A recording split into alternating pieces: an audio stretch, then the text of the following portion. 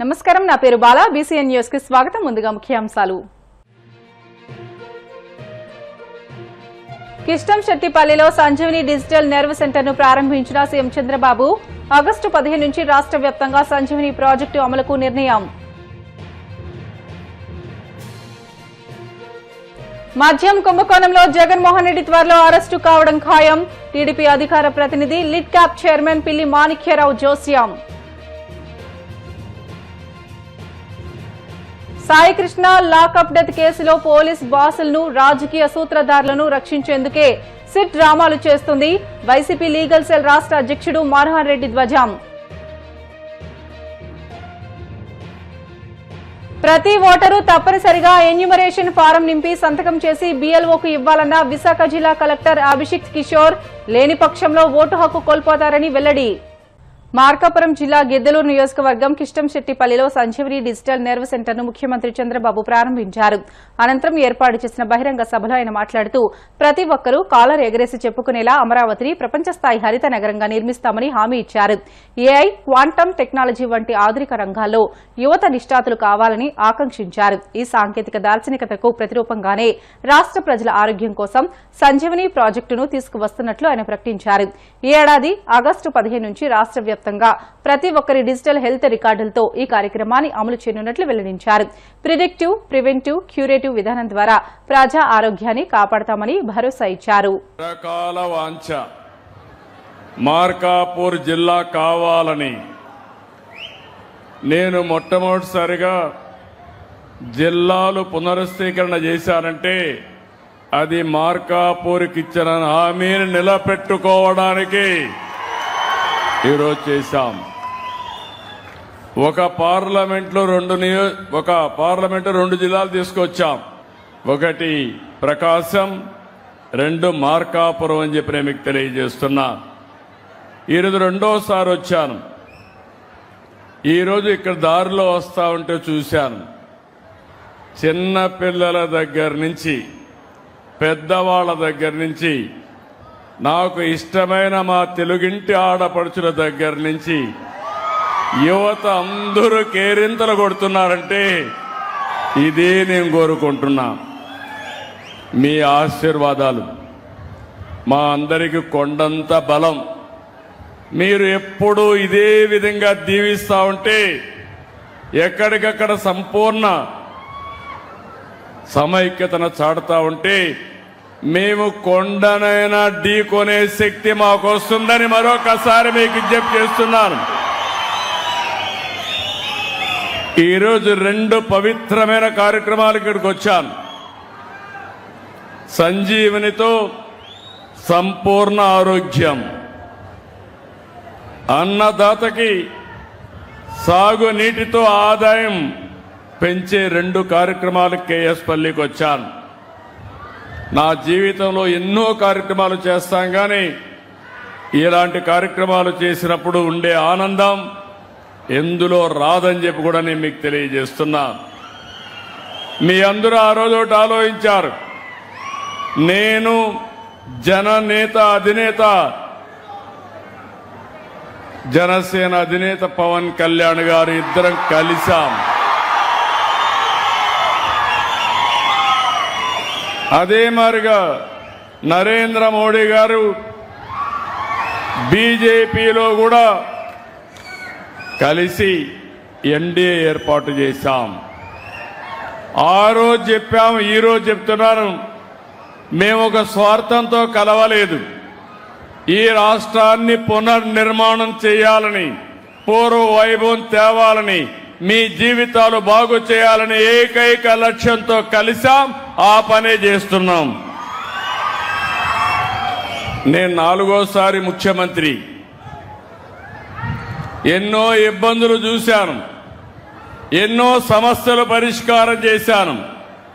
కానీ ఈ 4వ ముఖ్యమంత్రి నేను ఎంత లోతుకు పోతే అంత అఘాతమే కనపడుస్తా ఉంది నాకు. 10 లక్షల కోట్ల రూపాయల అప్పు, అధికార యంత్రాంగం నిర్వీర్యమైపోయింది. రాష్ట్రంలో ఎక్కడ చూసినా లా అండ్ ఆర్డర్ సమస్య. ఈరోజు నేను అడుగుతున్నా, మీరు ఇంత ఉత్సాహంగా ముందుకు వచ్చారు, ఇంత ఆనందంగా కేరింతలు కొడుతున్నారు. 1924 ఒక్క మీటింగ్లో ఎక్కడైనా ఇలాంటి వాతావరణం కనపడిందా అని మిమ్మల్ని అడుగుతున్నా. అది ఒక్క వ్యత్యాసమే చాలు, అప్పటికి ఇప్పటికీ మార్పు. ఈరోజు మీరందరూ చూస్తే ప్రతి ఒక్కరి ఆస్తికి కానీ ప్రాణాలకు కానీ అదే మరిగా ఆ రోజు చెప్పాను, ఎవడైనా మా ఆడబిడ్డల జోలుకొస్తే అదే చివరి రోజుగా ఉంటుంది, గుర్తుపెట్టుకోమని హెచ్చరించాను. మద్యం కుంభకోణంలో జగన్మోహన్ రెడ్డి త్వరలో అరెస్టు కావడం ఖాయమని టీడీపీ అధికార ప్రతినిధి లిడ్ క్యాప్ చైర్మన్ పిల్లి మాణిక్యాలరావు అన్నారు. మంగళగిరి టీడీపీ కేంద్ర కార్యాలయంలో ఆయన మీడియాతో మాట్లాడారు. వేల కోట్ల మద్యం కుంభకోణానికి జగన్ ప్రధాన సూత్రధారి, పాత్రధారి, నేర వ్యూహకర్త అని విమర్శించారు. జగన్ ఆదేశాలు, పాత్ర లేకుండా ఇంతటి భారీ మద్యం కుంభకోణం సాధ్యం కాదని, ఆయన అండతోనే చెవిరెడ్డి భాస్కర్ రెడ్డి, మిథున్ రెడ్డి, విజయసాయిరెడ్డి, కారుమూరి వంటి నేతలు ఈ దోపిడీలో పాలు పంచుకున్నారని ఆరోపించారు. ఈ కుంభకోణంలో ఇప్పటికే దాదాపు 52 మంది అరెస్టు అయ్యారని తెలియజేశారు. రాజ్ కసిరెడ్డి అరెస్టు తర్వాత అసలు రంగు బట్టబయలైందని, చివరికి ఈ కేసులో జగన్మోహన్ రెడ్డి అరెస్టు కావడం ఖాయమని పేర్కొన్నారు.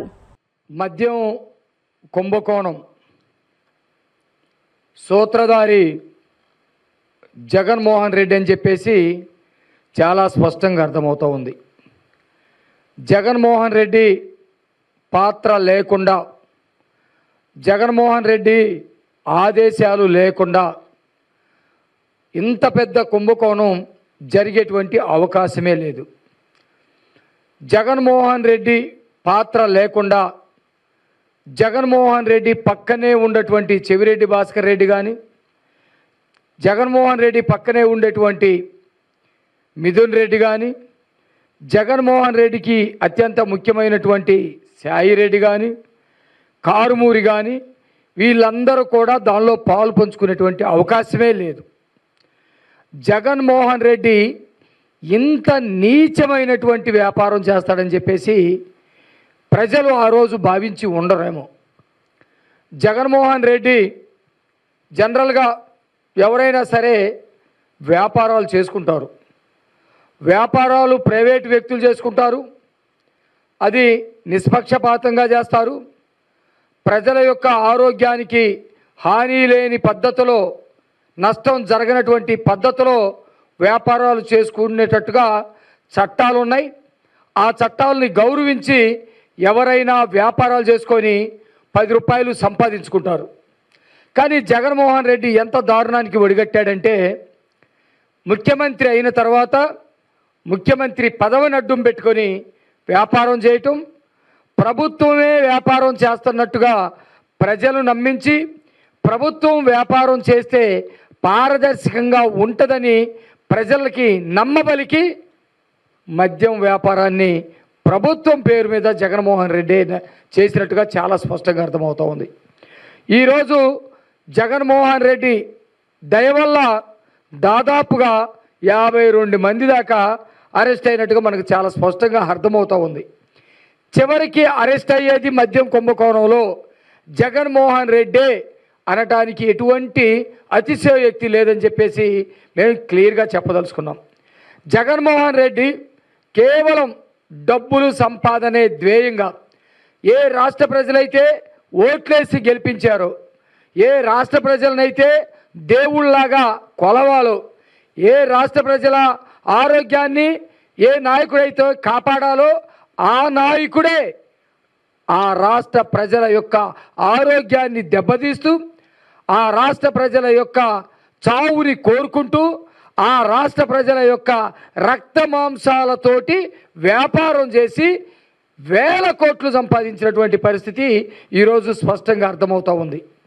బయట ప్రైవేటు వ్యక్తులు ఏదైనా వ్యాపారం చేసేటప్పుడు ప్రభుత్వం ఇచ్చినటువంటి నియమ నిబంధనలకి విరుద్ధంగా వ్యాపారాలు చేస్తే అనేకమైనటువంటి చట్టాలు వాళ్ళ మీద దాడి చేసి వాళ్ళని అరెస్ట్ చేసి జైలుకు పంపించినటువంటి దాఖలాలు మనం చాలా చూసాం. కానీ ఇక్కడ ప్రభుత్వమే వ్యాపారం చేస్తుంది, మద్యాన్ని ప్రభుత్వమే అమ్ముతుంది.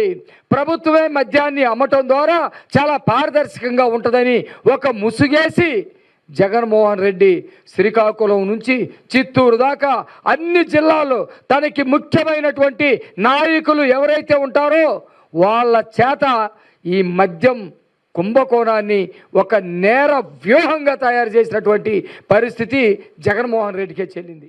గాదే సాయికృష్ణ లాకప్ డెత్, శవం మాయం ఉదంతంలో పోలీసు ఉన్నతాధికారులను, వారి వెనుక ఉన్న రాజకీయ పెద్దలను రక్షించేందుకు ప్రభుత్వం క్రూరమైన కుట్రలు చేస్తుందని వైసీపీ లీగల్ సెల్ రాష్ట్ర అధ్యక్షుడు మనోహర్ రెడ్డి తీవ్రస్థాయిలో ధ్వజమెత్తారు. తాడేపల్లిలోని పార్టీ కేంద్ర కార్యాలయంలో జరిగిన మీడియా సమావేశంలో ఆయన మాట్లాడుతూ ఈ హత్య ముమ్మాటికి ప్రభుత్వ హత్యేనని, బాధ్యులను తప్పించేందుకు వ్యవస్థలన్నీ కుమ్మక్కై కంటి తుడుపు దర్యాప్తు చేస్తున్నారని మండిపడ్డారు. బాధితురాలైన తల్లి గాది విజయలక్ష్మి ఇచ్చిన ఫిర్యాదును పక్కన పెట్టి కేవలం ఒకే ఒక్క సీఐపై తూతు మంత్రంగా 302 కేసులు పెట్టి చేతులు దులుపుకున్నారని ఆగ్రహం వ్యక్తం చేశారు. ఈ దర్యాప్తు అనేది అసలు గాదె సాయికృష్ణ తల్లి గాదె విజయలక్ష్మి ఇచ్చిన కంప్లైంట్ మేరకు తూతూ మంత్రంగా ఒక 302 కేసు పెట్టి దానికి బాధ్యుడంటూ ఒకే ఒక ముద్దాయిని చేర్చి సిఐని, తర్వాత దర్యాప్తులో ఎలాంటి పురోగతి లేకుండా ముందుకు సాగుతోంది కేసు.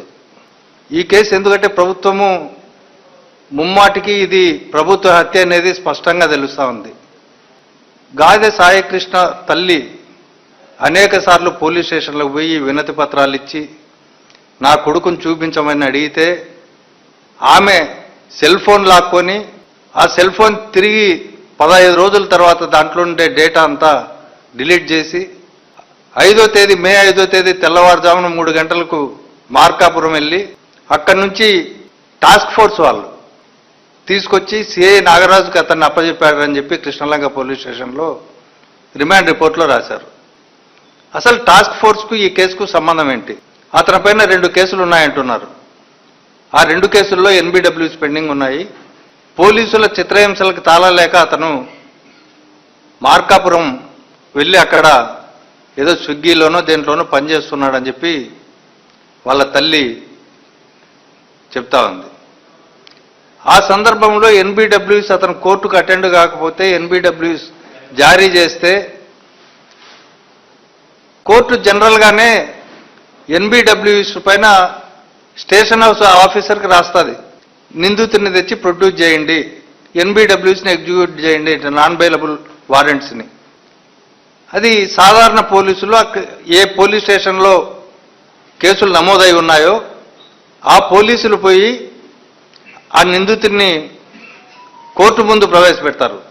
అయితే ఇక్కడ దానికి భిన్నంగా టాస్క్ ఫోర్స్ వాళ్ళు వెళ్ళారు. టాస్క్ ఫోర్స్ ఎవరి కింద పనిచేస్తుందంటే సిటీలో అయితే కమిషనర్ కింద, జిల్లాల్లో అయితే ఎస్పీలు వీళ్ళ కింద టాస్క్ ఫోర్స్ పనిచేస్తుంది. దానికి టాస్క్ ఫోర్స్ ప్రత్యేకమైన విధులంటూ ఏమి ఉండవు. అత్యంత ఇంపార్టెంట్ కేసుల్లో మాత్రమే వాళ్ళను ఉపయోగించుకుంటారు. ఏది ఎక్కడన్నా పోలీసు వాళ్ళే నిందితులతో కుమ్మక్కై ఎక్కడన్నా నేరాలకు పాల్పడుతున్నా, లేకపోతే అక్రమ గంజా రవాణా జరుగుతున్నా, ఇట్లాంటి చాలా ఇంపార్టెంట్ విషయాల్లో మాత్రమే టాస్క్ ఫోర్స్ను ఉపయోగిస్తారు. అది కూడా ఇక్కడ నగరంలో కాబట్టి పోలీస్ కమిషనర్ పర్యవేక్షణలో మాత్రమే టాస్క్ ఫోర్స్ పనిచేస్తుంది. అయితే ఇవాళ రిమాండ్ రిపోర్ట్లో వాళ్ళు ఎక్కడ సిటీ కమిషనర్ పైన కానీ, అసిస్టెంట్ కమిషనర్ ఆఫ్ పోలీస్ పైన కానీ వాళ్ళు టాస్క్ ఫోర్స్ను పంపించినట్టు ఎక్కడా పొందుపరచలే. బ్రిటన్లో షార్ట్ బ్రేక్ తీసుకుందాం. Stay with us.